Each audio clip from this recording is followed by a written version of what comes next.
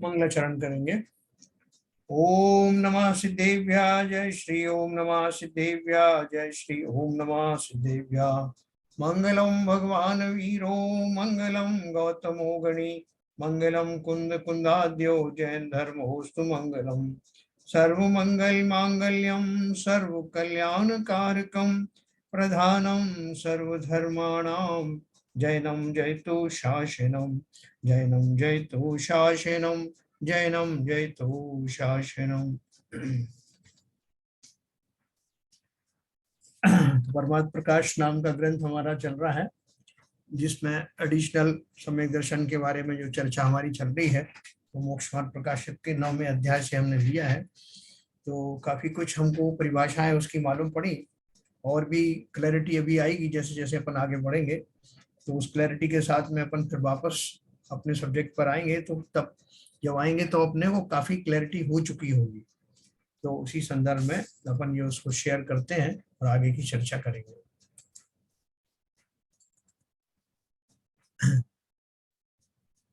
देखिए अपन ने इसमें ये पढ़ा था कि जब हम किसी चीज को जानते हैं तो उसके भेद प्रभेद यानी उसमें विशेषताएं क्या हैं वो जानने के बाद ही अपना काम होता है।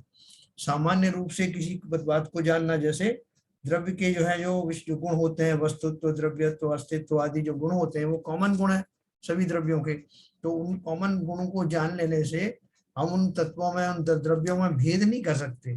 भेद करने के लिए विशेष गुणों की चर्चा करनी पड़ेगी कि भाई जो जीव द्रव्य है उसमें भी वो कॉमन गुण तो वही है जो पुद्गल में होते हैं या और दूसरे किसी भी द्रव्य में होते हैं, लेकिन जीव द्रव्य के जब विशेष गुण समझेंगे तो वो उन गुणों के कारण हम उन दूसरों से अलग कर सकते हैं। जैसे अपन बोलते हैं सभी वनस्पति मुख्य रूप से जो है हरे रंग की होती हैं, तो वनस्पति हैं तो हरा रंग तो एक कॉमन हुआ, लेकिन उसमें उनकी विशेषता होगी, उनका आकार प्रकार होगा। तो वो जो विशेष चीजें हैं वो जानने से वो तत्व की जो विशेष बात है या जिनसे उनका भेद किया जाता है वो जानकारी होती है। तो देखो कल इन्होंने एक प्रश्न पूछा था, 7 तत्वों की बात चल रही थी ना। यहाँ प्रश्न है कि ऐसा है तो शास्त्रों में आपा पर के श्रद्धान को व केवल आत्मा के श्रद्धान ही को सम्यक्त कहा व कार्यकारी कहा, तथा नव तत्व की संतति छोड़कर हमारे तो एक आत्मा ही हो ऐसा कहा है, सो किस प्रकार कहा। तो उन्होंने इसका उत्तर दिया था, जिसके सच्चा आपा पर का श्रद्धान व आत्मा का श्रद्धान हो उसके सातों तत्वों का श्रद्धान होता ही होता तथा जिसके सच्चा 7 तत्वों का श्रद्धान हो उसके आपा पर का व आत्मा का श्रद्धान होता ही होता है। ऐसा परस्पर अविनाभावी जानकर, अविनाभावी किसे कहते हैं, ये है तो वह है ना, अनिवार्य रूप से ऐसा परस्पर अविनाभावी पना जानकर आपा पर के श्रद्धान को या आत्म श्रद्धान ही को सम्यक्त्व कहा है। तो इसमें कोई भेद नहीं है कि साहब शास्त्रों में तो कहा है 7 तत्वों का श्रद्धान और आप बोल रहे हैं मात्र आत्मा का श्रद्धान ही सम्यक दर्शन है, तो उसमें भेद कैसे नहीं है, ये उन्होंने उसको प्रूव किया। क्योंकि आत्मा का श्रद्धान होता ही 7 तत्व पूर्वक ही है। तो अगर ये कहा 7 तत्वों का श्रद्धान है या आत्मा का श्रद्धान, एक ही बात। तथा इस छल से कोई सामान्य रूप से आपा पर को जानकर व आत्मा को जानकर कृत्यपना माने तो उसके भ्रम है ना। कोई अगर सामान्य रूप से इतना ही जान ले कि साहब हमने तो जान लिया, क्या जान लिया कि साहब वो आत्मा ही को जानना है, बाकी 7 वाद तत्व कुछ नहीं है, वो 9 पदार्थ 7 तत्व देव शाद गुरु वो कुछ नहीं है, सिर्फ एक आत्मा को जानना है, हमने ऐसा पढ़ा। तो कई बार लोग जो पढ़ी हुई चीज को भी प्रॉपरली समझ नहीं पाते कि उसका जो भाव क्या था। हम सबकी बहुत सारी बार ऐसी दशा हो जाती है, हमने कहीं कुछ पढ़ा होता है और हम उसको अड़ जाते हैं, हमने तो ऐसे ही पढ़ा, देखो उसमें क्या भाव है।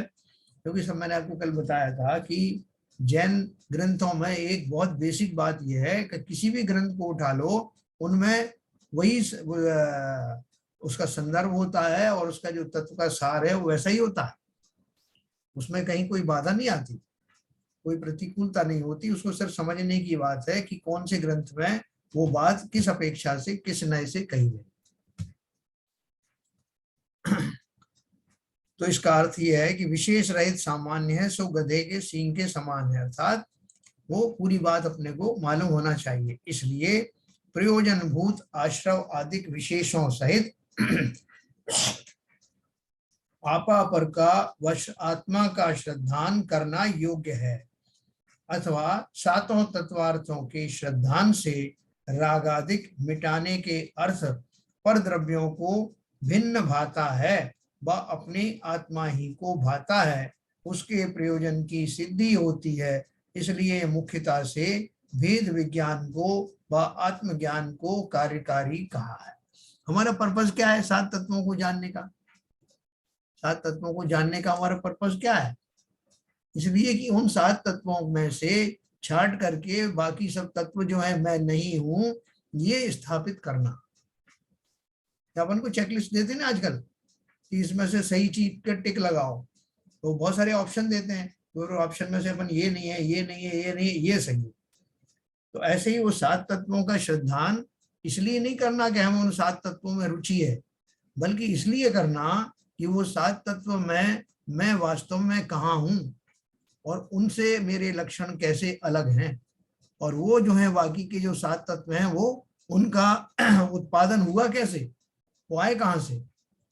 तो जीव द्रव्य मुख्य है, उपादान है, उसी के द्वारा और बाकी छह तत्वों का, छह द्रव्यों का सात तत्वों में जीव तत्व को बाकी सब तत्वों के कॉम्बिनेशन परमुटेशन कॉम्बिनेशन से और बाकी के तत्वों का निर्माण होता है। तो इसलिए मुख्यता से भेद विज्ञान को व आत्मज्ञान को कार्यकारी कहा, क्योंकि मेरा अल्टीमेट एम गोल मेरा वही था। तथा तत्वार्थ श्रद्धान किए बिना सर्व जानना कार्यकारी नहीं है, क्योंकि प्रयोजन तो रागादि मिटाने का है, सो आश्रव आदि के श्रद्धान बिना यह प्रयोजन भाषित नहीं होता। तब केवल जानने से ही मान को बढ़ाता है, रागादिक नहीं छोड़ता, तब उसका कार्य कैसे सिद्ध होगा है? अब देखो बहुत सारे आपको ऐसे विद्वान और पंडित भी मिलेंगे जिनको इनका पूरा परिभाषाएं पूरी सब कुछ उसके बारे में याद है, उनको उन्होंने उसको पढ़ा भी है और मेमोरी में भी है, तो वो कभी भी आपको बता देंगे कि तत्व कितने होते हैं, द्रव्य कितने होते हैं, पदार्थ कितने होते हैं और किससे किसमें होता है, आत्मा का स्वरूप क्या बताया है और पुद्गल का स्वरूप क्या होता है। बिल्कुल आपको मुंह जवानी बड़ी बड़ी सभाओं में घंटों तक उसके ऊपर में वो प्रवचन दे सकते हैं। लेकिन क्या है कि वो ऐसा बताते वक्त भी उनके भावों से द्रवित नहीं होते, वो भावपूर्वक उनका संभाषण नहीं होता। इसलिए कहा कि जो मोक्ष मार्ग में स्थापित हैं, सबसे पहले तो सब जो आचार्य आदि हैं, ज्ञानी हैं, उनके द्वारा सम्यक दृष्टि भी है और चरित्र भी जिनका उज्जवल है, उनके द्वारा सुने हुए शास्त्रों की बात ही वो कुछ और है। और अगर किसी कारण से वो ना मिले तो ऐसे श्रावक जिन्हें परम श्रद्धान हो धर्म के ऊपर में, जो स्वयं भी उसके भाव भाषण में उनको भाव भाषण उनको हो गया हो, उनके द्वारा आप सुनेंगे तो अपना कल्याण होगा, क्योंकि उनकी बॉडी लैंग्वेज, उनका जो भाव है वो तरन्नुम में उसमें रहते हैं, इसलिए उसका असर भी हमारे ऊपर विशेष होता है। तो खाली कोरा जिन्होंने खाली ज्ञान ले लिया है, उनसे आपका भी काम नहीं चलेगा और उनका भी नहीं चलेगा। उन्होंने ये बोला तत्वार्थ श्रद्धान किए बिना, श्रद्धान बात करी है ना, तत्वार्थ को पढ़े बिना नहीं बोला, तत्वार्थ श्रद्धान किए बिना सर्व जानना कार्यकारी नहीं है, क्योंकि प्रयोजन तो रागादि मिटाने का है। ये सात तत्व मैं किस लिए पर जान रहा हूं, क्योंकि उनमें रागादि भाव के कारण वो आश्रवादी होते हैं, बंद होते हैं, और उन्हीं को छुड़ाने के लिए जब मैं समझ जाता हूं कि ऐसा स्थिति क्या है, तो मैं क्या करता हूं, अब मेरे वो भाव ना हो, उसके लिए जो कुछ उपाय मैं करता हूं उसी का नाम संवर है। और जब मैं पहले से अपनी भूल से बने हुए कर्मों को, बंधे हुए कर्मों का घटाव करता हूं, निकालता हूं, तो उसको निर्जरा तत्व कहता हूं। और जब वो पूर्ण निकल जाते हैं तो मोक्ष तत्व प्रकट होता है। ये अपन बार बार समझ रहे हैं ना इस बात को। तो क्या बोल रहे हैं, सो आश्रव आदि के श्रद्धान बिना, श्रद्धान क्या हुआ जो मैंने आपको बताया, श्रद्धान बिना यह प्रयोजन भाषित नहीं होता। मुझे राग कम करना है ना, जिससे आश्रवादी का एक तो पहले सबसे पहले घटना शुरू हो जाए और उसके बाद में उनका पूर्ण विराम लग जाए, और फिर जो सत्ता में मौजूद हैं कर्म जिनके कारण से उनमें घटना शुरू हो जाए। तो सो आश्रवादी के श्रद्धान बिना यह प्रयोजन भाषित नहीं होता, तब केवल जानने से ही मान को बढ़ाता है, रागादिक नहीं छोड़ता, तब उसका कार्य कैसे सिद्ध होगा। तथा नव तत्व संतति का छोड़ना कहा है, सो पूर्व में नव तत्व के विचार से सम्यक दर्शन हुआ, पश्चात निर्विकल्प दशा होने के अर्थ नव तत्वों के भी विकल्प छोड़ने की चाह की, तथा जिसके पहले ही नव तत्वों का विचार नहीं है उसको यह विकल्प छोड़ने का क्या प्रयोजन है। अन्य अनेक विकल्प आपके पाए जाते हैं, उन्हीं का त्याग करो। तो उन्होंने क्या बोला कि जिस तरह से वो नाव को में बैठे बिना उस पार जाया नहीं जाता और नाव को छोड़े बिना उस पार जाया नहीं जाता, तो यथा समय में नाव में बैठना और यथा समय में उतर जाना। तो इसलिए उन्होंने कहा कि नव तत्वों का श्रद्धान जब तक कार्यकारी है, जब तक कि आप उसके द्वारा आत्मा में प्रविष्ट नहीं होते, उनका चिंतन करते करते उनका स्वरूप जान करके जिस घड़ी आपको आत्मा का सीधा सीधा अनुभव होने लगे, उस क्षण बाकी उस नाव को छोड़ देना। नाव की आवश्यकता तो थी लेकिन काम पूरा हो गया। तो नव तत्वों का जो श्रद्धान था, जिसे आपने सम्यक दर्शन की प्राप्ति के लिए प्रयोग में लाए, और किस लिए आपने वो सब किया था कि मैं अपने आत्म तत्व को जान सकूं। तो आत्म तत्व को जब जान लिया तो जैसे मुनिराज हैं, सातवें गुणस्थान ऑनवर्ड्स उनको शुद्धोपयोग शुरू हो जाता है।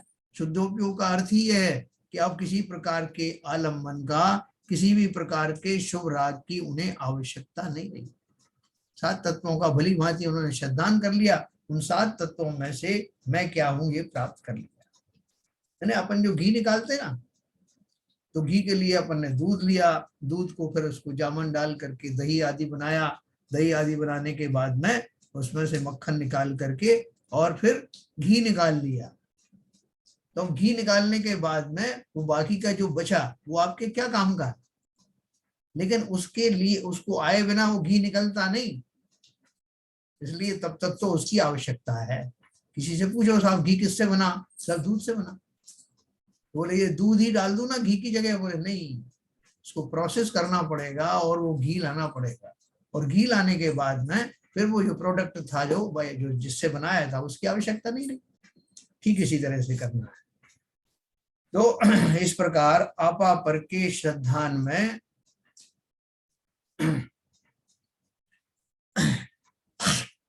आपा पर के श्रद्धान में व आत्म श्रद्धान में 7 तत्वों के श्रद्धान की सापेक्षता पाई जाती है, इसलिए तत्वार्थ श्रद्धान सम्यक्त का लक्षण कहा है। जिस समय किसी ने वो दूध लेके आया तो उसको पूछा कि भाई ये क्यों लाया दूध, बोले साहब इससे घी बनाऊंगा। तो अभी घी बना नहीं है, वो सीधा ही बोल देगा कि ये साहब आप ये क्या कर रहे हो, दूध ले जा रहे हो ना, बोले साहब घी लेना है मुझे। तो घी लो ना, आप तो दूध ले रहे हो। बोले इस पूर्वक ही घी बनेगा। ऐसे ही तत्वार्थ श्रद्धान किसने किया, उसको क्या अचीव करना है, अल्टीमेटली आपा पर के श्रद्धान में व आत्म श्रद्धान में 7 तत्वों के श्रद्धान की सापेक्षता पाई जाती है ना। उस अपेक्षा से उसने उसको लेके आया 7 तत्वों को, इसलिए तत्वार्थ श्रद्धान सम्यक्त्व का लक्षण है। फिर प्रश्न है कि कई शास्त्रों में अरहंत देव निर्ग्रंथ गुरु हिंसा रहित धर्म के श्रद्धान को सम्यक्त कहा है, सो किस प्रकार है, वो कोई पॉइंट छोड़ नहीं रहे। आप सम्यक दर्शन की आज मुझे सारी चीजें बताई दो, लोग अलग अलग परिभाषाएं देते हैं, मैं बड़ा कंफ्यूज हो गया हूँ। तो आपने एक बात तो मुझे बता दी कि तत्वार्थ श्रद्धान जो है, या कहूँ या आपा पर का श्रद्धान कहूँ या भेद विज्ञान कहूँ, ये सारी चीजें एक ही हैं, ये तो आपने समझा। अब एक प्रश्न ये आता है इस शास्त्रों में, अरहंत देव निर्ग्रंथ गुरु और हिंसा रहित धर्म के श्रद्धान को, अर्थात देव गुरु शास्त्र को के श्रद्धान को सम्यक कहा है, सो किस प्रकार। तो उसका समाधान उन्होंने दिया।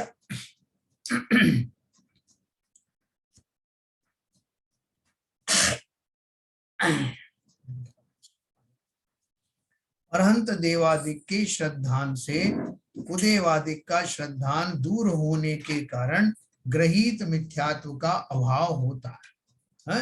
अरहंत देवादिक के श्रद्धान से कुदेवादिक का श्रद्धान दूर होने के कारण ग्रहित मिथ्यात्व का अभाव होता है। इस अपेक्षा इसको सम्यक कहा है। सर्वथा सम्यक का लक्षण यह नहीं है, क्योंकि द्रव्यलिंगी मुनि आदि व्यवहार धर्म के धारक मिथ्या दृष्टियों के भी ऐसा श्रद्धान होता है। तो यहाँ क्या हो जाएगा, ये आपको अति व्याप्ति नाम का दोष लग जाएगा, वही लक्षण किसी और में पाए जाए तो, ठीक है ना। तो उन्होंने क्या बोला, अरहंत देवादिक के श्रद्धान से कुदेवादिक का श्रद्धान दूर होने के कारण ग्रहित मिथ्यात्व का अभाव होता है, उस अपेक्षा इसको सम्यक्त कहते हैं। किसको कहा सम्यक्त? सच्चे देव शास्त्र और गुरु का श्रद्धान। तो उन्होंने बोला इससे कैसे हो गया सम्यक दर्शन। उन्होंने बोला इससे ऐसे लक्षण इसलिए कहा कि जो ग्रहित मिथ्यात्व है ना, मिथ्यात्व का विपरीत दशा को सम्यक कहते हैं। हमारे पास दो तरह का मिथ्यात्व, ग्रहित मिथ्यात्व और अग्रहित मिथ्यात्व। अग्रहित मिथ्यात्व को किसे बोलते हैं? जो जीव अनादिकाल से जिस पर्याय में जाता है उसको अपना स्वरूप मानने लगता है। ये तो जीवों का अनादिकाल से उनकी धारणाएं बनी हुई हैं, इसको किसी ने उसको दी नहीं है, इसलिए इसको अग्रहित मिथ्यात्व कहते हैं। और अग्रहित मिथ्यात्व तो जब दूर होगा उसके पहले पहले लोग गृहीत मिथ्यात्व को भी धारण कर लेते हैं। कैसे धारण कर लेते हैं? अभी इस पर्याय में मैंने अपने शरीर को तो अपना माना ही है, इसके अलावा किसी खोटे गुरु का, खोटे शास्त्र का, है ना, खोटे देव का श्रद्धान करने से मेरा एडिशनल मिथ्यात्व, जिसे हम ग्रहित मिथ्यात्व कहते हैं, जो मैंने इसी पर्याय में ग्रहण किया है, वो और साथ में लग जाता है। तो अब मुझे तो मिथ्यात्व दूर करना है ना हर तरह से। तो सबसे पहले मैंने गुरुओं के कहने से ग्रहित मिथ्यात्व का त्याग किया, ग्रहित मिथ्यात्व से मैं दूर हुआ। इस अपेक्षा से मैं अब आधा सम्यक दृष्टि हो गया। ग्रहित मिथ्यात्व चला गया ना, तो वो उसके लिए कह रहे हैं कि वो डायरेक्टली तो सम्यक दर्शन का कारण लक्षण नहीं है, लेकिन इनडायरेक्टली अगर मैं आपसे कहूँ सच्चे देव शास्त्र गुरु को पहचानो, तो वो उसमें भी वो श्रद्धान सच्चे देव शास्त्र गुरु का करना आ जाता है। खोटे गुरुओं को छोड़ना कहा को, तो उनका श्रद्धान पूछोगे ना कि खोटे कैसे होते हैं, खोटों की क्या परिभाषा है, तो वो करते करते हैं जब आपको जब सम्यक गुरु का के आचरण के बारे में पता चलेगा, श्रद्धान होगा, तो अपने आप ही वो सम्यक की महिमा भी आ जाएगी। अपन क्या बोलेंगे कि जो वीतरागी सर्वज्ञ और हितोपदेशी हैं, वो ही सच्चे देव हैं। तो फिर अपने को क्वेश्चन होगा वीतराग का अर्थ क्या है, सर्वज्ञता कैसे आती है, केवल ज्ञान क्या होता है, ज्ञान की कितनी पर्याय होती हैं। तो वो सब वीतराग के भेद जानते जानते रागों की बात होगी। रागों से विमुख राग किसे कहते हैं, वे वीतराग किसे कहते हैं, कौन से भावों को, रागों को और कषायों के क्या भाव होते हैं, सारी बातें आ जाएंगी ना उसमें। एक ही साधे सब सधे, तो पूरा सम्यक से, सम्यक क्या है, वीतरागी जो होगा वो सम्यक का धारी होगा कि नहीं होगा। अगर उसे यही नहीं मालूम हो कि राग किसे कहते हैं, द्वेष किसे कहते हैं, और समता भाव किसे कहते हैं, राग द्वेष कौन करता है, जीव में राग द्वेष कहाँ से आते हैं, ये सारे डिटेल नहीं मालूम होंगे तो वीतरागी बनेगा कैसे। तो मैं अभी रिवर्स इंजीनियरिंग करूंगा। रिवर्स इंजीनियरिंग क्या होती है कि जो पहले जमाने में जहाज होता ना, जहाज बनाना सिखाना है किसी को, तो बना हुआ जो जहाज है उसको तोड़ा जाता, जो टूटा हुआ है उसको एक एक पार्ट उसका अलग कर करके और देखा जाता कि इसमें कौन कौन से पार्ट लगे थे, तो उसको देख करके फिर नए जहाज का निर्माण लोग करने लगते थे। अच्छा चलो ये लगा हुआ था, ये पार्ट यहाँ असेंबल था, उसको तोड़ करके और फिर उसको उसके सहारे से नए जहाज का निर्माण करते हैं। ये चाइना चाइना वगैरह ने तो यही किया ना, अमेरिका की टेक्नोलॉजी, रशिया की टेक्नोलॉजी, उनके बनी हुई चीजों को ले करके उनको तोड़ करके डिसमेंटल करके फिर असेंबल किया, तो उनको नया बन गया। उसी प्रकार से जब मैं वीतराग का रिवर्स इंजीनियरिंग करूंगा तो वीतरागता कैसे आई है, उस वीतरागता का मैं राग क्या था जिसे छोड़ा, उस राग को का उत्पादक स्थान क्या था, बोले आत्मा था। आत्मा कौन है, बोले जीव द्रव्य है। तो जीव द्रव्य में क्या क्या विभाव परिणाम है, क्या क्या स्वभाव परिणाम है, ये करते करते मैं वहीं पहुंच जाऊंगा जो सम्यक दर्शन के लक्षण बताया है। डायरेक्टली भले ही ना समझ पाओ, लेकिन ये इनडायरेक्टली सीधा समझ जाओ।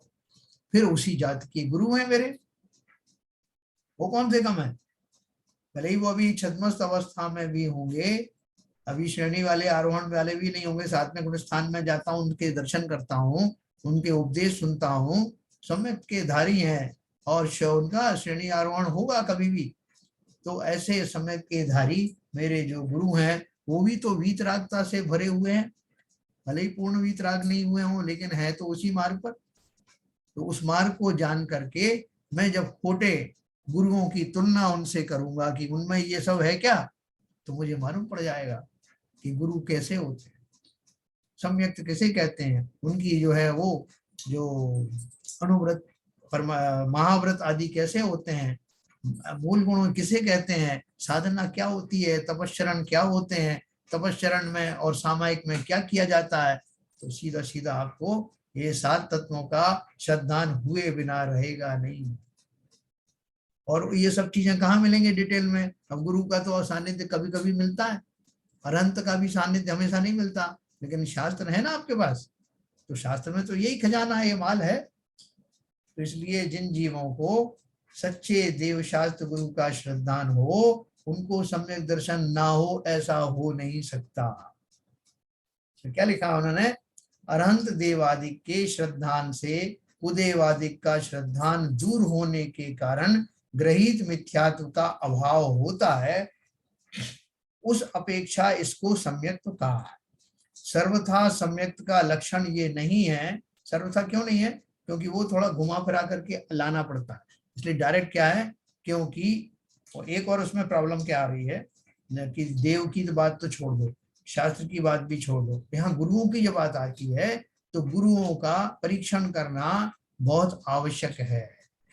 क्योंकि ये जो लक्षण है, कौन सा वाला लक्षण है कि देव श्रद्धान हो, देवादिक का श्रद्धान जिन्हें हो वही सच्चे गुरु भी हैं। तो गुरु को भी श्रद्धान हो जाता, लेकिन गुरु अगर सम्यक दृष्टि नहीं है तब भी श्रद्धान होता। जैसे हम मिथ्या दृष्टि हैं, हमारे श्रद्धान में कोई कमी थोड़ी, हमको भी 7 तत्वों का श्रद्धान है, हमको भी 6 द्रव्य हम जानते हैं, ये सबका श्रद्धान है। लेकिन क्या फर्क है कि वो श्रद्धान अभी आभास मात्र है, तो इसलिए वहां भ्रमित मत होना। इसलिए उन्होंने क्या कहा, सर्वथा सम्यक का लक्षण ये इसलिए नहीं है क्योंकि द्रव्यलिंगी मुनि आदि व्यवहार धर्म के धारक मिथ्या दृष्टियों के भी ऐसा श्रद्धान होता है। हम कितनी बार द्रव्यलिंगी मुनि बने ना, तो द्रव्यलिंगी मुनि बने, हमने पंच महाव्रत का पालन भली भांति किया, 28 मूल गुणों का पालन किया, कहीं कमी नहीं रखी, पूरे तपस्चरण किए, और उस तपस्चरण के बल पे मैं 9वें ग्रेवयक तक कई कई बार गया, कई कई बार देव बना, उत्कृष्ट देव बना। लेकिन कमी क्या रह गई कि वो श्रद्धान मेरा सम्यक नहीं था। शरीर आश्रित क्रियाओं को और भक्ति आदि के भावों से ही मैं भगवान बन जाऊंगा, इसी गफलत में बना रहा। तो इसलिए उन्होंने कहा कि अगर खाली आपने ये मान लिया कि कोई भी गुरु को मान लूंगा तो आपका काम पूरा नहीं होगा। गुरु का स्वरूप भी जाने बिना सम्यक का आपको श्रद्धान बराबर होगा, तो वहां आपको थोड़ा सतर्क रहना है। अथवा देखो आगे और लिखा है, अथवा जैसे अनुव्रत महाव्रत होने पर तो देश चारित्र सकल चारित्र हो या ना हो, तो ये पॉइंट समझना। जैसे अनुव्रत महाव्रत होने पर तो देश चारित्र सकल चारित्र हो या ना हो, परंतु अनुव्रत महाव्रत हुए बिना देश चारित्र सकल चारित्र कदाचित नहीं होता। इसलिए इन व्रतों को अन्वय रूप कारण जानकर कारण में कार्य का उपचार करके इनको चारित्र कहा है। उसी प्रकार अरहंत देवादिक का श्रद्धान होने पर तो सम्यक्त हो या ना हो, परंतु अरहंत आदिक का श्रद्धान हुए बिना तत्वार्थ श्रद्धान रूप सम्यक्त कदाचित नहीं होता। इसलिए अरहंत आदिक के श्रद्धान को अन्वय रूप कारण जानकर कारण में कार्य का उपचार करके इस श्रद्धान को सम्यक्त कहा है। इसी से इसका नाम व्यवहार सम्यक। देखो बहुत इंपॉर्टेंट बात, व्यवहार सम्यक की परिभाषा समझना। आज मैं आपको पूरा खुलासा करूंगा कि इसे व्यवहार सम्यक क्यों कहते हैं और वही निश्चय सम्यक कैसे बन जाता है, किनका बनता है किनका नहीं बनता है ना। ये टॉपिक मैं आपको विशेष तौर से बताना चाहता हूँ। तो क्या उन्होंने बोला, जैसे अपन बोलते हैं ना, मुनियों के लिए बोलते हैं कि द्रव्य लिंग धारण किए बिना अर्थात मुनि बने बिना कोई मोक्ष जाता नहीं। ये तो हुई एक बात। दूसरी बात यह है कि सभी मुनि बनने वाले, द्रव्य लिंग धारण करने वाले मुनि बन ही जाएंगे, इस भगवान बन ही जाएंगे, इसकी कोई गारंटी नहीं। ये दोनों स्टेटमेंट में कोई फर्क है? फर्क ये है कि मुनि बने बिना मोक्ष जाते नहीं, लेकिन सभी मुनि बन करके मोक्ष चले जाएंगे, इसकी गारंटी नहीं है। क्यों? क्योंकि वो वेश तो धारण किया, स्वरूप तो धारण किया, लेकिन मुनिवत श्रद्धान हुआ नहीं, तो काम अधूरा। इसी तरह ने यहाँ लिखा कि जैसे अणुव्रत महाव्रत होने पर तो देश चारित्र सकल चारित्र हो या ना हो, मैंने अणुव्रत धारण कर ली, अभी तो गृहस्थ की भूमिका में हूं ना, तो अणुव्रत धारण कर लिए, तो आप मुझे कहोगे आप पंचम गुण स्थान वर्ती हो गए साहब, आपको नमोस्तु। नमोस्तु नहीं तो चलो जय जनेन्द्र जी सही, नहीं करोगे ना, क्योंकि आपको मालूम है कि वो अनुव्रत मेरे धारण अच्छे से हुए कि नहीं, मेरी भाव से, मेरी मुद्रा से, मेरे कार्यकलापों से आप जान जाओ। और कोई जाने या ना जाने, केवल ज्ञानी जानता है और मैं स्वयं भी जानता हूँ। तो इसलिए अनुव्रत मैंने धारण तो कर लिए, लेकिन वैसे भाव भाषित हुआ नहीं। तो बोल रहे हैं कि वो अगर आपने ले लिए या महाव्रत भी ले लिए हैं, तो देश चारित्र सकल चारित्र होगा या ना होगा ये तो कहा नहीं जा सकता, लेकिन अनुव्रत महाव्रत हुए बिना देश चारित्र और सकल चारित्र कदाचित नहीं होता।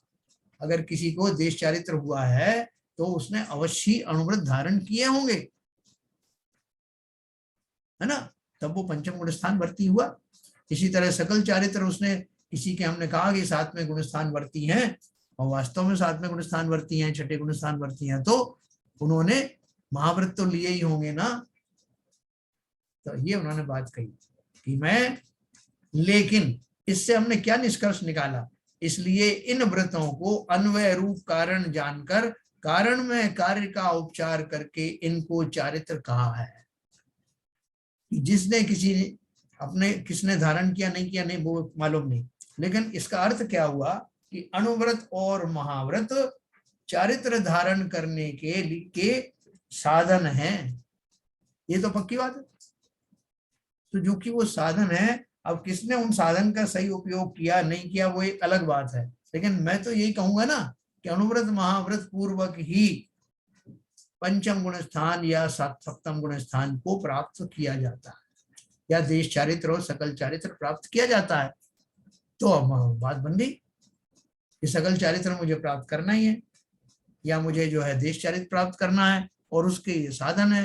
तो इसलिए उस साधन की अपेक्षा से, भले ही मैंने उनको ढंग से एक्सेप्ट किया है नहीं किया अलग बात है, लेकिन वो जो साधन है वो तो सम्यक साधन है ना। उन साधनों के बिना, अनुव्रत महाव्रत धारण किए बिना देश चारित्र और सकल चारित्र नहीं होता, ये एक सिद्धांत है। तो इस सिद्धांत को मानते हुए मैंने उन देश चारित्र और सकल चारित्र वाला जो व्रत आदि हैं, अनुव्रत महाव्रत आदि हैं, उनको क्या मान लिया, उनको मैंने उपचार से चारित्र मान लिया, उपचार से चारित्र मान लिया। और उपचार से चारित्र मानने के बाद क्या हुआ?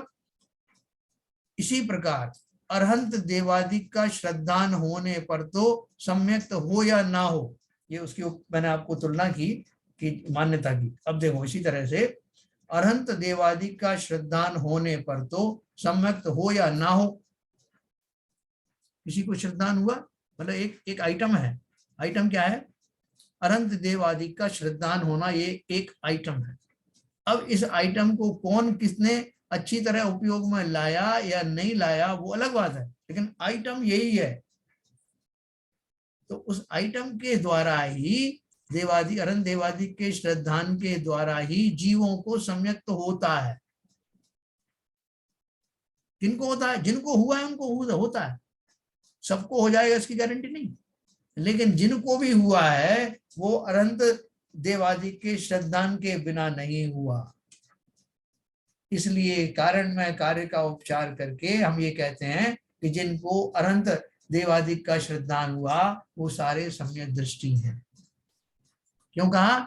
उस साधन को लेकर के कहा कि जिन्होंने उस साधन को अपनाया, क्योंकि वो साधन एक आइटम है। जिन्होंने उस साधन को अपनाया, मैंने उसमें अभी विशेष नहीं कहा कि अच्छे से अपनाया बुरे से अपनाया, लेकिन साधन तो वही है। तो इसलिए उस साधन के द्वारा जब जब भी जीवों ने सही उसका उपयोग किया उनको सम्यक दर्शन हुआ। इसलिए उस साधन विशेष को अर्थात देवादिक के श्रद्धान विशेष को ही सम्यक्त कहा, सम्यक का लक्षण कहा। और ऐसा इसलिए कहा क्योंकि उसी पूर्वक होता है। इसलिए अरहंतादिक के श्रद्धान को अन्वय रूप कारण जानकर, आवश्यक कारण जानकर, उसी के द्वारा होगा ऐसा जान करके कारण में कार्य का उपचार करके इस श्रद्धान को सम्यक कहा। समझे? जब जब भी जीवों को सम्यक दर्शन होगा उनको निश्चय ही सच्चे देव का श्रद्धान होगा ही होगा। अरहंत आदिक का, अरहंत का और देव गुरु तीनों का श्रद्धान होगा ही होगा। ऐसा मानते हुए देवशास्त्र गुरु के श्रद्धान को ही सम्यक दर्शन का लक्षण बताया गया है। लेकिन उस लक्षण को अगर हमने ढंग से प्राप्त नहीं किया तो सम्यक दर्शन होगा नहीं, लेकिन जब भी होगा उसी से होगा, ऐसा होता है। तो इसलिए व्यवहार सम्यक तो और कुछ नहीं है। व्यवहार सम्यक उस साधन विशेष का नाम है, उस आइटम विशेष का नाम है जिस पूर्वक ही सम्यक दर्शन होता है, जिसके बिना सम्यक तो होता नहीं है। उसी साधन को जब मैं ऐसा श्रद्धान करता हूं तो उसको व्यवहार सम्यक कहते हैं। मैंने ये श्रद्धान कर लिया कि एक ये साधन है, भले ही मैं अभी उसमें पारंगत नहीं हुआ। देव शास्त्र गुरु का मुझे जैसा श्रद्धान होना था वैसे हुआ नहीं, लेकिन ये जरूर श्रद्धान हो गया कि जब भी श्रद्धान होता है इसी से होता। इतने श्रद्धान को मैं व्यवहार सम्यक कहता हूं। और अगर वास्तव में उन देव का सच्चा मुझे स्वरूप समझ में आ जाए, गुरु का सच्चा स्वरूप समझ में आ जाए, शास्त्र का सच्चा स्वरूप मान्यता में बैठ जाए, तो मेरा वो व्यवहार सम्यक ही सम्यक यानी निश्चय सम्यक बन जाता है। अभी मेरे सम्यक में क्या है? मैंने ये मान लिया कि साहब इसी पूर्वक होगा, ये मेरा पक्का विश्वास है। देवशास्त्र गुरु के श्रद्धान बिना नहीं होगा, ऐसा श्रद्धान व्यवहार सम्यक। और जब उनका श्रद्धान सच्चे रूप में होगा, अंदर से होगा, अंदर के भावों से होगा, अंतरात्मा से होगा, तो मेरा वही श्रद्धान निश्चय सम्यक कहलाए। और ऐसा भाव होने के समय में वो कर्ण लब्धि आदि के जो परिणाम है वो बीच में आ जाते हैं। तब मैं द्रवित हो करके उन्हीं भावों से जुड़ जाता हूं जो मैंने कर्ण लब्धि की प्राप्ति के संबंध में पढ़ा था। ये इसका अर्थ। अर्थात जिनको उस व्यवहार सम्यक के कारण से निश्चय की अनुभूति हुई है, उन्हीं का वो व्यवहार सम्यक कामयाब है और उन्हीं को वास्तव में वो व्यवहार सम्यक कहा जाता है। अगर वो हुआ ही नहीं तो ना व्यवहार हुआ ना निश्चय हुआ। जैसे हम और आप है ना, हमको अभी ये श्रद्धान तो हो चला है कि वास्तव में ये कुछ जो कुछ भी शास्त्रों में हमारे यहाँ बताया है वही उसके साधन है, सम्यक प्राप्ति के साधन वही है। देवशास्त्र गुरु का सच्चा श्रद्धान, 7 तत्वों का श्रद्धान, यही वास्तव में मोक्ष मार्ग के लायक हैं और यही हमारे सम्यक श्रद्धान का कारण है। ऐसा हमको विश्वास अभी हल्का हल्का हुआ है, जिसे आभास कहता हूं। जब पूर्ण हो जाएगा, पूर्ण हो जाएगा, जैसे आपको किसी चीज, कोई शस्त्र की जरूरत है, चोरों डाकुओं से आपको डर लगता है या उनसे सुरक्षा चाहिए, तो आप गए बाजार में एक शस्त्र लेके आए, तो आपका विश्वास है कि नहीं कि ये शस्त्र मेरे को सुरक्षा देगा जब कभी भी जरूरत पड़ेगी, तो आपने उसको ले आए। लेकिन अभी आपको पक्का विश्वास नहीं है कि अगर आपको चलाना आता नहीं उसको, वो कैसे प्रयोग में आएगा ये ज्यादा आपको पता नहीं, किसी के कहने पे आपने ला के रख लिया वो शस्त्र।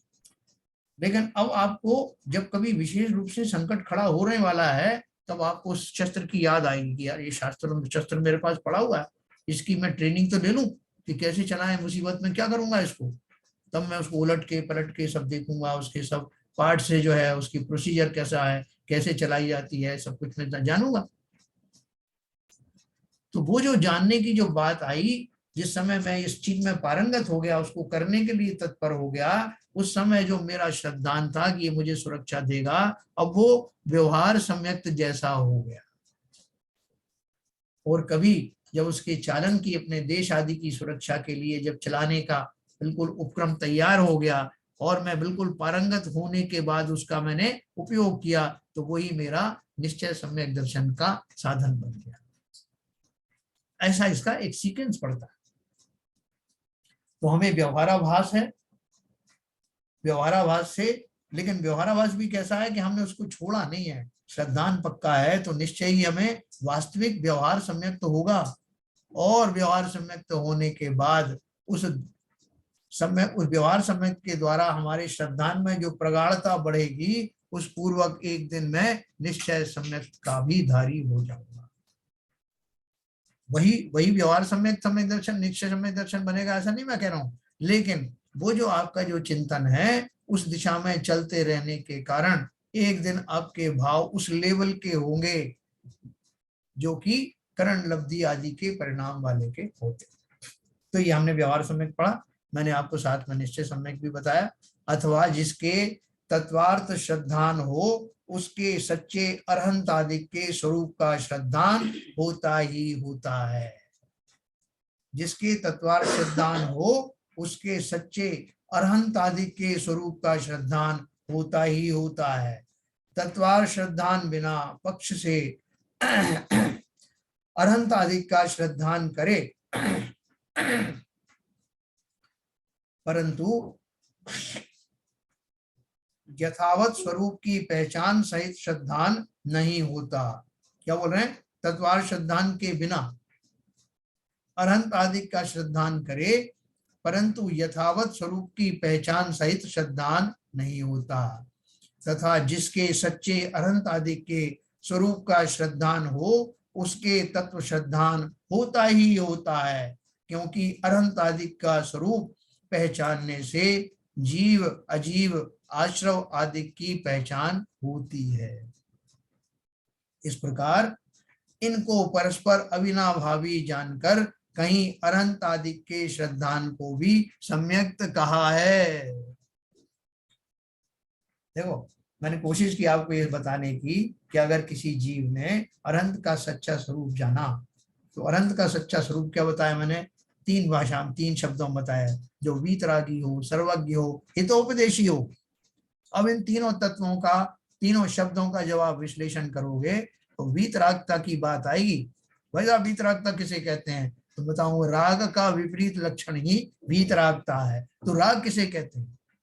तो मैं आपको बताऊंगा कि मोहादि के कारण होने वाले विभाव परिणामों को, जो जिसमें अपने स्वरूप का ज्ञान नहीं, वस्तु का सही शब्द अर्थ समझ में जिसे नहीं आता है, वही सारा रागादि का कारण बनता है, या मोह आदि उसी को कहते हैं। फिर आप और चीजें डिटेल पूछोगे, मोह किसे कहते हैं, कर्म कैसे होते हैं, कर्म कैसे बनते हैं, कर्म किस जाति के होते हैं, तो फिर जीव कौन है, जीव को वो कर्म कैसे बनते हैं, सारा डिटेलिंग आ जाए।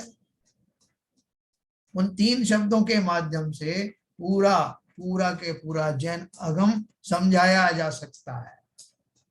और उसमें वो 7 तत्व भी आ जाएंगे कि मैंने कैसे कर्म बांध दिए थे, राग से कैसे बने, वो कर्मों की उत्पत्ति कैसे हुई, उनसे मैं कैसे निपटूंगा, ये सारा 7 तत्व भी उसी में आ जाते। इसलिए 7 तत्वों का श्रद्धान कहो, देवशास्त्र गुरु का श्रद्धान कहो, या व्यवहार सम्यक की बात करो, इन सब का पर्पज एक ही है। या आपा पर का श्रद्धान कहो या सिर्फ आत्मा का श्रद्धान कहो, ये सब कनेक्ट होकर के एक ही बात की घोषणा करते हैं कि मैं जीव द्रव्य हूं और मुझे अपने गुणों का ज्ञान होना चाहिए। विभाव कौन से हैं, उनसे मुझे न केवल बचना है बल्कि वो दूर ही करना है। ऐसा भाव आते ही जीव सही मार्ग पर चल पड़ता है और वही सम्यक दर्शन है जो आगे जाकर चारित्र को भी साथ में लाने वाला है। अब मैं आपको अनम्यूट करूंगा।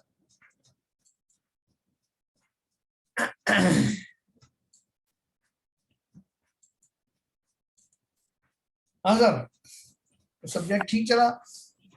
हाँ भाई साहब, एक बात सुनो। अब तक ये जो गहित मिथ्यात और अगहित मिथ्यात की बात जो आई है जी, अब तक तो हम सोचते ही रहते थे। लोग कहते हैं ना कि नहीं साहब, समाज में रह करके ये करना है, उसको ले जाके ये करना है, कोई हमारे साथ जा रहा है तो उसको संतुष्ट हो जा, देखने वाले क्या कहेंगे। अब तो इससे तो हमें एक दृढ़ विश्वास हो गया, मिथ्यात्व का उल्टा सम्यकत्व है जी। और हम किसी के प्रेशर में आकर के, समाज के प्रेशर में आकर के, व्यक्तिगत दोस्तों की रुचि और रुचि को देख करके यदि हम किंचित मात्र भी कुदेव कुशास्त्रों उनके तरफ हमारा ध्यान जाता है, हम जाते हैं, दर्शन करते हैं, या हमें कोई मजबूर करता है तो हम चले जाते हैं। तो वो तो किसी भी प्रकार से व्यवहार में ही क्या सम्यकत्व मतलब मिथ्यात्व में है ही है। अगर हम स्ट्रॉन्ग रहेंगे तो हमें जो आप जो बता रहे हो ना उल्टा, तो सम्यकत्व जो है वहाँ हमारी सम्यकत्व का बीज जो है स्टार्ट हो जाएगा। अगर हम किसी वजह से अगर अपने स्थिर नहीं है, दृढ़ नहीं है, तो बीज भी नहीं हम लगेगा। इससे आज के प्रवचन से ये मैंने वो निकाला है, चाहे कुछ भी कहो आप। देखो आपकी बात बिल्कुल सही है बाबू जी। असल बात क्या होती है कि हम कहीं ना कहीं थोड़े से भीरू होते हैं, थोड़े डरते हैं कि समाज में रह रहे हैं साहब, लोग क्या कहेंगे, और अगर वहां नहीं जाऊंगा तो ऐसा होगा। उस वजह से फिर लोग एडजस्टमेंट बताते हैं, ना ठीक है साहब चले जाना वहां, और तो हाथ मत जोड़ना, और तो क्या है, मगर जाना चाहिए, ये करना चाहिए, इस तरह से बताते हैं। लेकिन जो जिनका श्रद्धान बहुत मजबूत होता है, जिन्हें अपना भला करना है, वो इन सब चीजों से विलग ही हो जाते हैं। बिल्कुल बिल्कुल होना चाहिए। तब स्ट्रॉन्ग, जब तक स्ट्रॉन्ग विल नहीं होगी तब तक आप दर देवताओं के दर्शन करते रहोगे और जाते रहोगे। बिल्कुल, मतलब देखो भले ही अपन होना चाहिए। तभी ये आज की प्रवचन से और दृढ़ता मेरे अंदर आ गई। अब तक तो मैं वैसे ही मैं इस बात में दृढ़ हूँ, कभी जाता नहीं, कभी देखता नहीं, कोई कितना भी कहे, चाहे कोई कैसा भी कहे, मेरे बच्चे का कोई भी कहे, कभी नहीं जाता। लेकिन आज इस दृढ़ता और हो गई पक्की मुझे कि मैं किसी भी कीमत सोचूंगा भी नहीं जाने के लिए। बहुत सही कह रहे हैं। देखो इसमें मैं आपको एक चैप्टर और है जिसमें ये बताया गया है कि जो सर्प आदि हैं उनके, मैंने कहीं भेजा भी है कि उनके काटने से तो एक ही पर्याय नष्ट होती है, लेकिन कुदेवों कुगुरु आदि से का सेवन करने वालों के कितने ही भोज खराब हो जाते हैं। हाँ बिल्कुल सही है। लेकिन क्या है चक्कर की, जब अपन ये बातें करते हैं ना, तो इस फोरम पे तो अपन बहुत स्पष्ट रूप से बात कर रहे हैं। लोग कहीं स्टेज पे खड़े होकर जब बात करेंगे, जो भाषण देंगे, तो वो या कोई जो सामाजिक जलसा वगैरह होगा उसमें देंगे, तो वो थोड़ा सा दबा के बात करेंगे सब। ऐसा अगर हमने स्पष्ट कह दिया तो हमारे काम कौन करवाया, है ना। लेकिन आध्यात्मिक चैनल पे मैं आपको बिल्कुल सत्य बता रहा हूँ, क्योंकि इसमें कोई अभिप्राय ये नहीं कि अगर ये कह दूंगा फिर कौन काम करेगा साहब, फिर धन कहाँ से आएगा, इसी सबके हाँ में हाँ मिलाओ। यहाँ कोई ऐसा भाव नहीं है। यहाँ तो मुझे इस पर्याय से अपना भला करना है, इसलिए स्पष्ट रूप से मैंने आपको ये बताया। सही बात है, बिल्कुल सही। तो लेकिन आज एक बात इसमें और भी बहुत क्लेरिफाई करी कि अणुव्रत और महाव्रत होने से आपको मोक्ष होना हो जी, वो जरूरी नहीं। हाँ। लेकिन इसके बगैर नहीं होगा, ये जरूरी है। तो जो हम कभी कभी बुराई कर जाते हैं कि साहब वो उन्हीं हो गए हैं तो क्या है, ऐसा है वैसा है और यूं है वो, अभी तो उनका मतलब वो सच्चा नहीं है। लेकिन वो कैसा भी रहने दो, लेकिन अपने को एक बात माननी होगी, इसके बगैर तो मोक्ष नहीं होगा। हाँ, मतलब उसको वो जो अपन को, ये तो अपन सब जानते हैं, ऐसी बात नहीं अपन नहीं जानते इस बात को कि इसके बिना नहीं होगा। लेकिन देखो उसके पीछे मैं आपको एक साइकोलॉजी बताऊं। हमारे बीच में से ही कोई लोगों ने वो धारण कर ली, तो वो हम धारण कर नहीं पाए, तो हमें एक तरह से एक उनसे एक ईर्ष्या कह लो या द्वेष कह लो, ऐसा लगा रहता है कि हमारे बीच के ही है ना वो, तो वो ऐसे कैसे आगे बढ़ जाएंगे और हम वहीं रह गए। तो हम उनमें या तो कमी निकालेंगे, साहब वो बन तो गए लेकिन साहब वो मजा नहीं है हमको, उनको कोई ज्ञान व्यान तो है नहीं, तो हम उसमें एक ह्यूमन टेंडेंसी है, हम उसमें एक कमी निकालने की कोशिश, क्योंकि हम नहीं बन पा रहे। या वास्तव में भी हो सकता है कि उनकी दशा वैसी नहीं हुई हो जैसा शास्त्रों में बताया है, वैसे उनके लक्षण नहीं हुए हों, तो हम उसका आनंद लेते हैं, उसके मजे लेते हैं। ये हमारी ह्यूमन टेक्नोलॉजी, वो साइकोलॉजी है। लेकिन संयम से कभी भी द्वेष मत करना, कोई भी संयम में उनकी बुराई क्या करना, उन्होंने जैसे धारण किया है उनका वो जाने। लेकिन मैं अपनी बात करूं ना, कि मैं जब धारण करूंगा तो ऐसे ही करूंगा। अपने तो देखो कौन सा द्रव्यलिंगी क्या कर रहा है और कौन सा शिथिलाचार कर रहा है, कि कौन जो है ये सब ऊपर ऊपर से कर रहा है, मुझे क्या मतलब है। बल्कि वो तो आपको निर्णय कराने वाले हैं कि तुम ऐसा मत करना, और कोई कर रहा है तो उसका जो है हमको उनका जो है वो भी करना, अनुमोदना करना कि भैया अच्छा है, तुम करना, कम से कम कुछ तो कर रहे हो ना, इस दिशा में आगे तो बढ़े हो ना। तो और फिर धीरे से अगर आपका कोई बहुत अंतरंग वाला हो तो उसको और समझा देना कि भाई थोड़ा और शास्त्रवाद पढ़ो, बहुत अच्छा किया आपने, ऐसे करके प्यार से अपन उनको स्थापित कर सकते हैं और स्वयं भी स्थापित हो सकते हैं। ज्ञान साहब जी मैं इस बारे में कुछ कहना चाहूंगा। हाँ, कुदेव और सुदेव बात हुई, हाँ, देखिए ये तो निश्चित है कुदेव में श्रद्धा रखना, ये तो हमारे यहाँ बिल्कुल ही बताया नहीं गया है जी।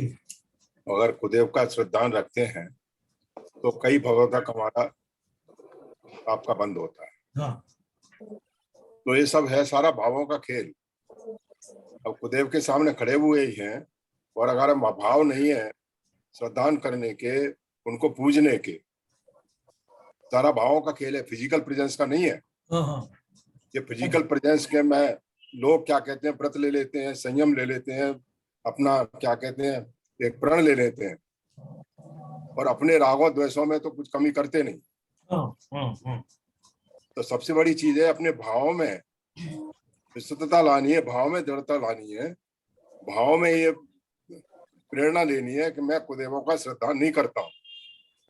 ये इस बात में इस टॉपिक में कई बार चर्चा भी हो चुकी है। हाँ, और यही चर्चा हुई है कि आज हम ग्रस्त हैं सामाजिक दृष्टि से, अगर हम सामंजस्य बना के रख के अपने भावों को दृढ़ रखें कि हमारा कुदेवों में श्रद्धा नहीं है, तो उस दृष्टि से मैं इसमें कोई बुराई नहीं समझता।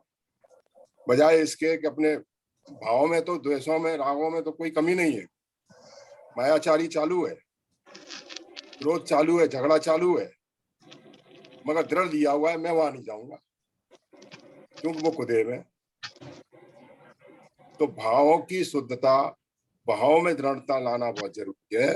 ये जरूरी नहीं है मैं कोई इच्छा से नहीं जा रहा हूँ, मैं किसी उसके कंपल्सन से नहीं जा रहा हूँ। एक सामाजिक दृष्टि से अगर मैं वहां खड़ा हुआ हूँ, आज आप क्या कहते हैं तिरुपति के दर्शन करने जाते हैं, तिरुपति की मूल प्रतिमा नेमिनाथ भगवान की है।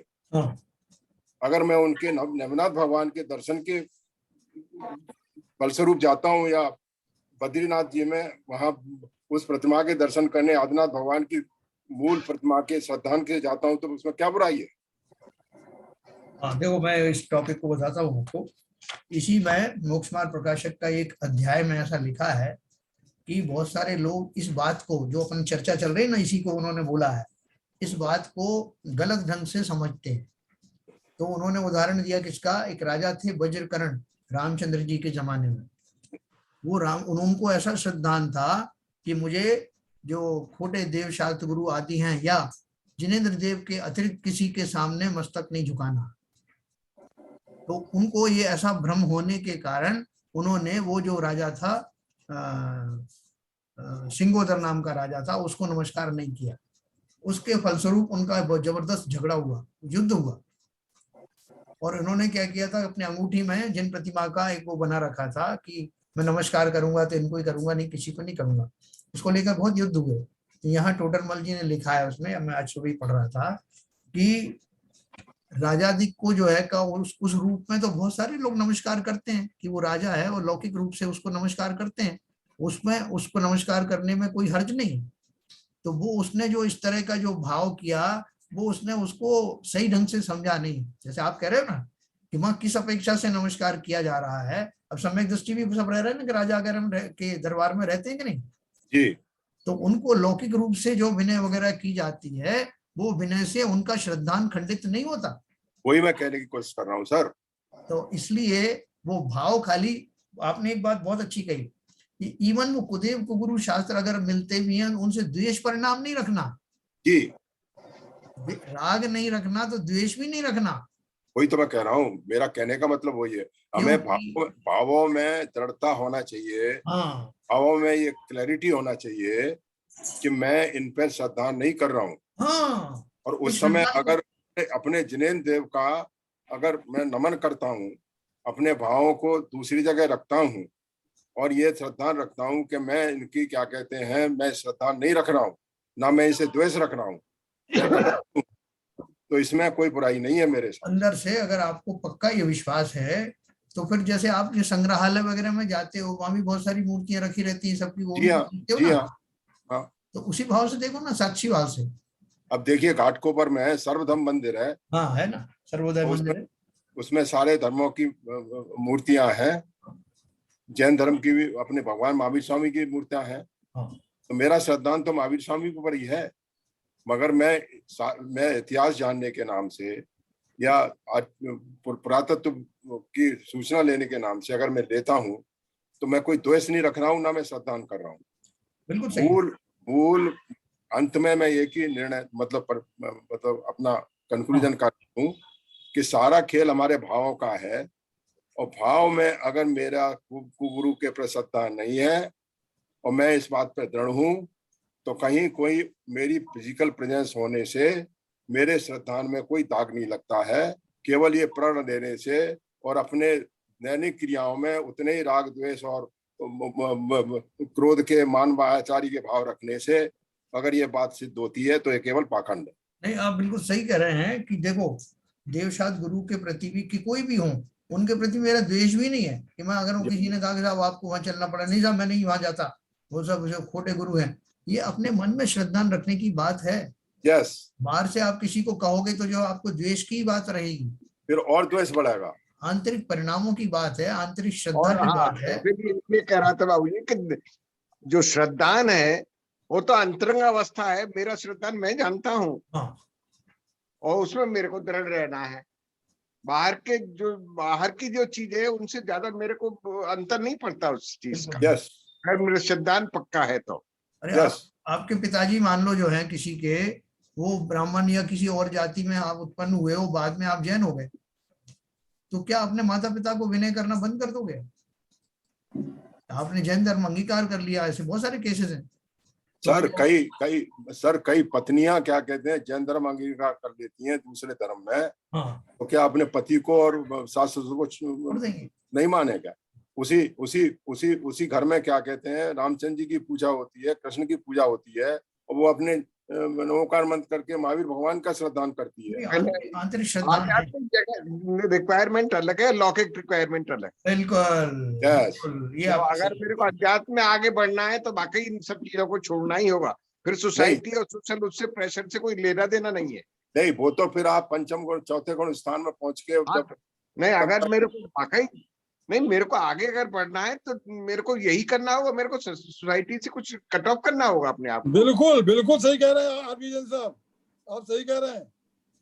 अगर आपको बढ़ना है तो, और नहीं है संसार में ही रहना है, संसार में रहना, देखना है कि मुझे मेरे बगल वाले क्या करेंगे और जुगल वाले क्या करेंगे, भाव मेरे क्या है, सिद्धांत मेरा क्या है, ये सब चीजें ये संसार में रह करके सब दिखाई देती हैं व्यवहार में। लेकिन जो आप जो कह रहे हो वो सही कह रहे हो बिल्कुल। जिसको आगे बढ़ना है वो इन चीजों को एक्सक्यूज नहीं लेगा, कि मैं संसार में हूँ इसलिए अरे भाई मैं तो गृहस्थी हूँ, मैं मना कर दूं, मेरे भाव ऐसे है, सिद्धांत मेरा ऐसा है। काय का सिद्धांत है? जब तुम जा रहे हो तो काय का सिद्धांत है? जब तुम किसी दूसरे कुदेव के सामने आकर के का वैसी दर्शन करने जा रहे हो मंदिर में, आप किसी जगह किसी उसमें जाते हैं आप, तो वहां पर उद्देश्य होता है ज्ञान का। आप जाते हैं तो वो वहां दर्शन से पर्पस से नहीं आते, आध्यात्मिक दृष्टि से नहीं जा रहे हैं आप। अगर आप किसी ग्रस्त उसमें जा रहे हैं, संग्रहालय में जा रहे हैं, किसी उसमें जा रहे हैं, तो पर्पस उसका दूसरा है। अगर हम भी जाते हैं, कौन से धाम है, ये अक्षर धाम है और फलाने धाम है, इनके गए हैं दर्शन करने, तो क्या दर्शन पर्पस से जा रहे हैं क्या? नहीं देखो, या कोई दर्शन, या अगर आप कह रहे हो दर्शन करने के लिए वहां जाकर के आपका बगल भाई नमस्ते कर ले, जय जन कर, झुका रहे हैं सर, दिखा रहे हैं, तो ये सब चीजें बात है। तो ये सब चीजें अपना विवेक और विचार है, कौन कितना करता है, कौन कितना नहीं करता है, इसमें कोई बहस हो, कोई उसकी बात नहीं है। मेरा अपना भावना थी वो मैंने व्यक्त कर दी। मैंने भाई साहब से कहा आज आपके इस प्रवचन से मुझे और मेरा सिद्धांत पक्का हुआ। मैं से जाता भी नहीं था, अब और नहीं जाऊंगा, किसी परिस्थिति में नहीं जाऊंगा, बस मेरा कहना इतना था। अब इसको बहस थोड़ी है कि साहब महाचारी करें या फलाना करें, ठिकाना करें, नहीं जाते हैं, ठिकाना करें, ये सब बातें नहीं है। केवल यही बात है मेरा तो कहना, सिद्धांत पक्का है। अगर आगे बढ़ना है मोक्ष मार्ग में तो इन सब चीजों से आध्यात्मिक दृष्टि से जाना पड़ेगा। मेरा सिर्फ कितना कहना। और बाकी पाखंड और महाचारी और ये सब बातें दूर की है, इन चीजों से कोई लेना देना नहीं है मुझे। देखो मैं आपको ये कंक्लूड करता हूँ। एक मिनट। हाँ बोलिए। मेरे विचार किसी के प्रति संगत नहीं थे। मैंने जो अपने भाव थे जनरल किए थे, किसी को इंगित करके नहीं किए हैं, ठीक है। और जब तक मैंने ये बात कही थी, जब तक हम ग्रस्त अवस्था में हैं तब तक आप कहते हैं कि ग्रस्त अवस्था में भी रह के सम्यक दर्शन प्राप्त किया जा सकता है, सम्यक सन्मुखी हुआ जा सकता है। और जब मेरे को ग्रस्ती छोड़ना ही है, सब समाज छोड़ना ही है, तो सब बातें अलग हो जाती हैं, समझे। तो इसको कृपया कोई भी व्यक्तिगत रूप से लेके इसको बात को ना करे, उसके लिए मैं माफी चाहता हूँ। मेरे जो विचार थे मेरे किसी व्यक्ति को इंगित करके नहीं थे। मैंने तो जो पहले चर्चा हुई थी और जो कंक्लूजन पहले निकाला था उसको ही आज यहाँ रिपीट किया है इस संदर्भ में आके। देखो एक मैं खाली कंक्लूड करूंगा इसमें। वैसे ये इसका एक अलग से चैप्टर है इसी में मोक्ष मार्ग प्रकाशक में, जिसमें ये पूरी क्लैरिटी की गई है कि कैसी अवस्था में क्या किया जा सकता है, कैसी अवस्था में कुछ नहीं किया जा सकता, बहुत डिटेल में है।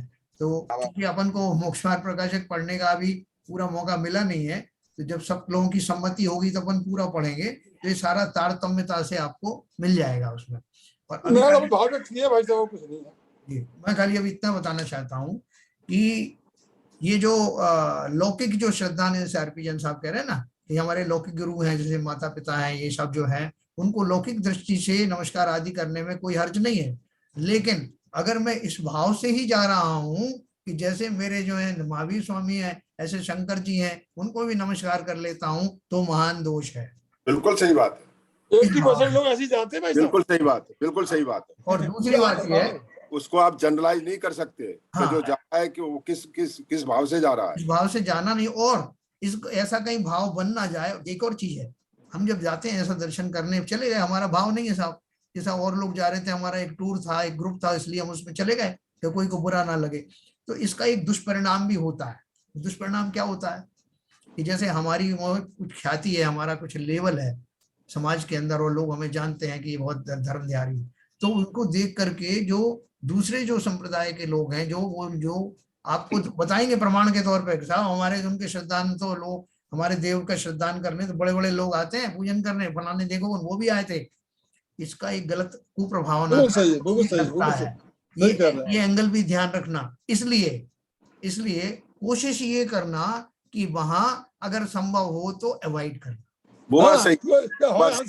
सैकड़ों जैनी आते हैं हमारे यहाँ, तो शनि देवता पे तेल चढ़ाने के सैकड़ों जैनी आते हैं। अब आप कह रहे हो साहब जैनियों की मानते नहीं है, आप ऐसे बात कर रहे हो।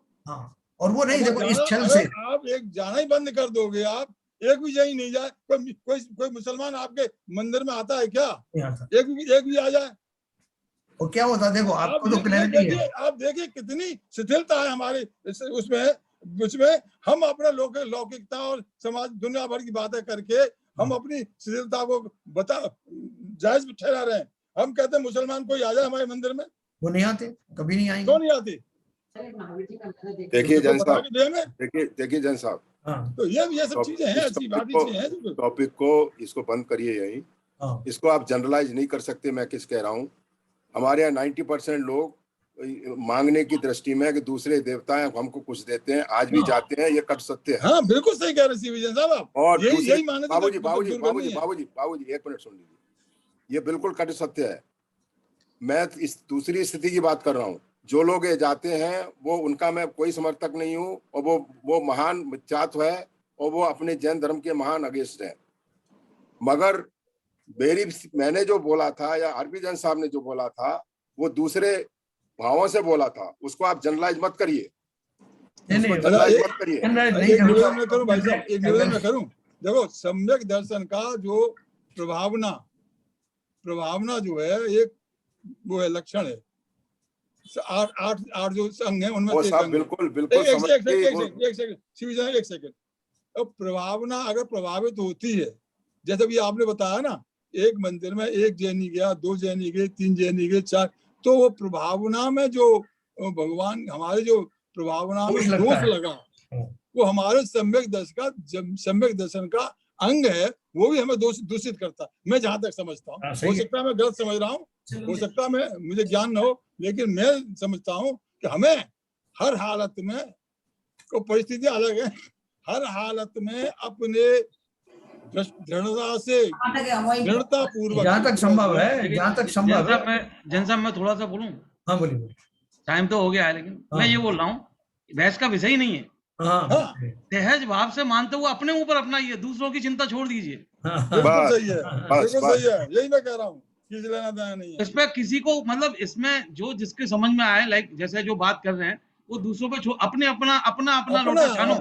बस सही बात है, अपने हिसाब से समझिए। और किसी बात को, मतलब क्या है कि हम जो बात कर रहे हैं विनयशीलता के साथ में, कोई भी बात को यदि हम बहुत ज्यादा दृढ़ होकर कहीं ऐसी बात कह दें जो दूसरों को हर्ट कर जाए, वो भी नहीं होनी चाहिए। आप हट जाइए। मैंने अपने बारे में कहा था कि मैं दृढ़ हो गया हूँ, मैं स्ट्रांग हो गया हूँ, मैं दृढ़ हूँ, अपने लिए ही कहा है मैंने। भाऊजी आपकी बात नहीं कहा, अपने लिए कहा, स्वयं के लिए कहा। भाऊजी आपकी बात सही है, लेकिन इसमें भी एक, भाऊजी आपकी बात सही है, मैं आपकी बात को काट नहीं रहा हूँ, लेकिन इसमें भी एक विनय पूर्वक कि देखो मेरा सिद्धांत तो ऐसा है। बिल्कुल सही है। उसमें बहुत ज्यादा आप कठोरता से वचन बोलते हो, वो भी उसमें हिंसा का भाव आ जाता है। ये सब मेरा मानना है। सही बात। चलिए कल अपन चर्चा इसको और जारी रखेंगे, अभी समय हो गया। जिनवाणी मिथ्यात्म नाश वे को, ज्ञान के प्रकाश वे को, आपा पर भास वे को, बनुसी बखानी है। छाओ द्रव्य जान वे को, बंध विधि भान वे को, स्वपर पिछान वे को, परम प्रमानी है। अनुभव बताए वे को, जीव के जताए वे को, काहू न सताए वे को, भव्य ओरे आनी है। जहाँ तहाँ तार वे को, पार के उतार वे को, सुख विस्तार वे को, यही जिनवाणी है। हे जिनवाणी भारती, तो ही जपू दिन रैन, जो तेरी शरणा गहे, सो पावे सुख चैन। जावाणी के ज्ञान ते, सूझे लोकालोक, सो वाणी मस्तक धरूं, सदा दे तू दो। जिनवाणी माता की जय।